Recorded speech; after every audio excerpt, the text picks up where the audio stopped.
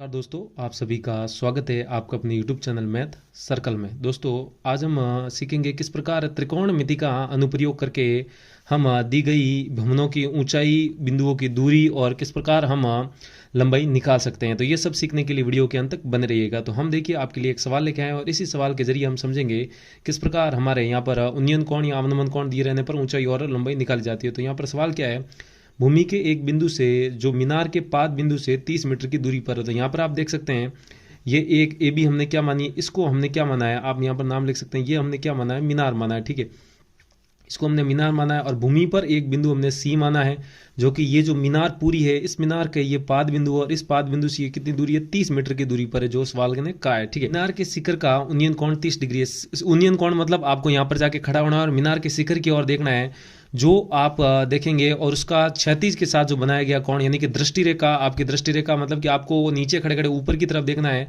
तो आप ऊपर की तरफ देखेंगे तो उससे क्षैतिज के साथ जितना कोण बनेगा दृष्टि रेखा का, उसी को उन्नयन कोण कहते हैं। और वो वहाँ पर कितना दिया हुआ है, 30 डिग्री दिया हुआ है। तो हमें इस मीनार की ऊंचाई ज्ञात करनी है। ठीक है, तो इस मीनार की ऊंचाई हम एक समय के लिए मान लेते हैं, कितनी मान लेते हैं, एच मीटर। कितनी मान लेते हैं, एच मीटर। तो यहाँ पर हम सवाल को शुरू करते हैं और सबसे पहले हम लिख देते हैं, माना मीनार की ऊंचाई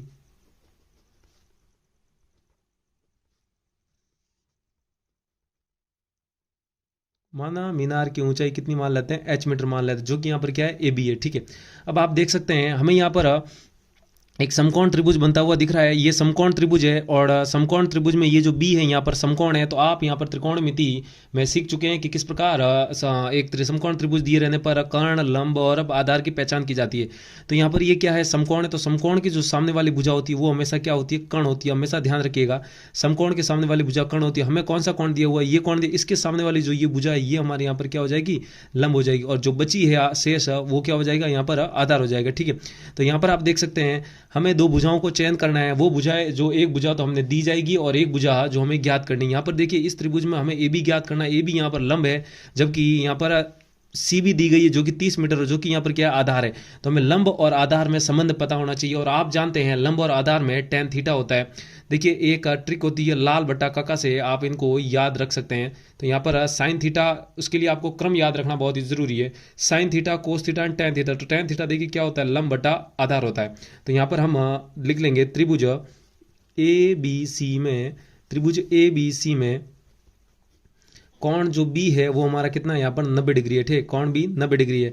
तो हम लिखेंगे इसीलिए tan थीटा, हम जानते हैं कि tan थीटा क्या हो जाएगा, हमारा लंब बटा आधार हो जाएगा। tan थीटा बराबर क्या होता है, हम जानते हैं tan थीटा बराबर आधार बटा लंब होता है। हम त्रिभुज ए बी सी समकोण त्रिभुज में ये लागू कर रहे हैं। ठीक है, तो यहाँ पर आप देख सकते हैं tan, और ये थीटा यहाँ पर कितना दिया गया, 30 डिग्री दिया गया। तो थीटा की जगह हम यहाँ पर कितना रख लेंगे, 30 डिग्री, और बराबर लंब यहाँ पर आप देख सकते हैं इस त्रिभुज में जो लंब है हमारा कितना हो जाएगा, ए बी हो जाएगा।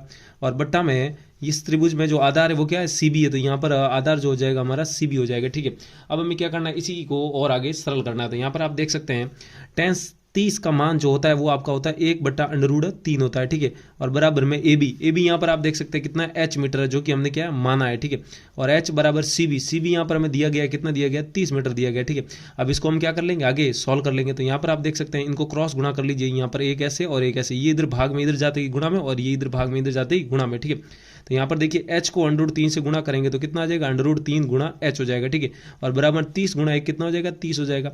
और इसको और आगे सल करेंगे तो h बराबर, ये इधर गुणा के अंदर √3 इधर जाते ही भाग में हो जाएगा। तो 30 बटा हम क्या लिख सकते हैं, √3 लिख सकते हैं। ठीक है, इसको और आगे सल करने के लिए हम देखिए 30 को हम क्या लिख सकते हैं, 3 गुणा 10 लिख सकते हैं, और ये कितना हो जाएगा, अंडर नीचे 3 का 3 है।